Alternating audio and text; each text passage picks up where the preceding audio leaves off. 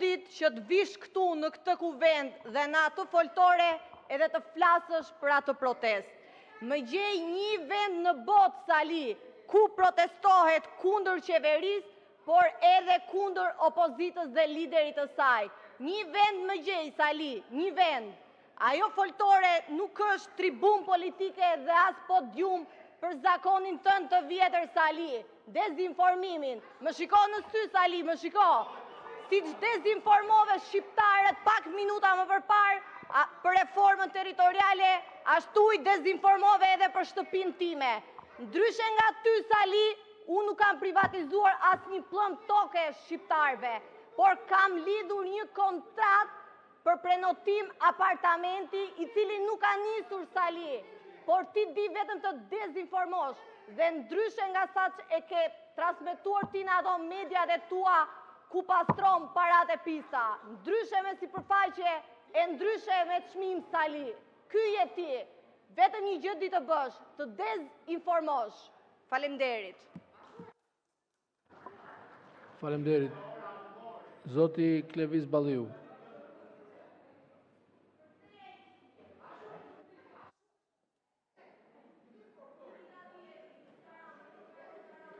Këto kërkesat për procedurë kryetar mirë do ishte t'i zbatonit për gjithë. Unë nuk po zjatëm shumë se si e keni degradu parlamentin, se e pam se qarë keni bërë në parlament dhe qarë keni sjellë në parlament. Këtë farë lumi që e keni krijuar këtu në këtë salë, e krijoni edhe duke shkatruar të gjitha procedurat që i bëni ju.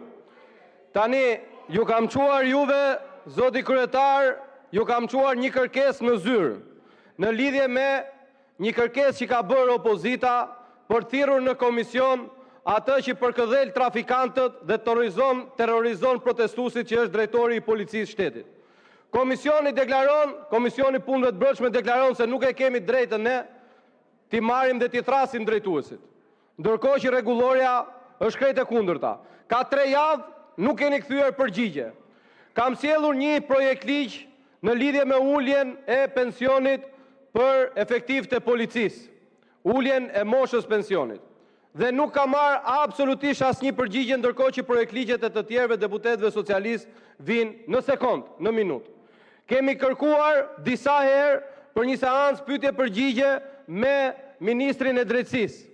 Nuk ka marrë përgjigje, më thënë jo, javës tjetër, dhe kur ju vendosni ta sillni në parlament, është kur unë nuk jam në sallë. Të gjitha këto janë skema tuaja për të mos lejuar që të shikohet dhe të bëhet një parlament serioz. Dhe kuptohet që nuk doni seriozitet që nga llumi që keni sjell këtu brenda, që shikohet nga çdo njeri, edhe i majt edhe i djathtë. Dhe pastaj ankoheni, ju lutem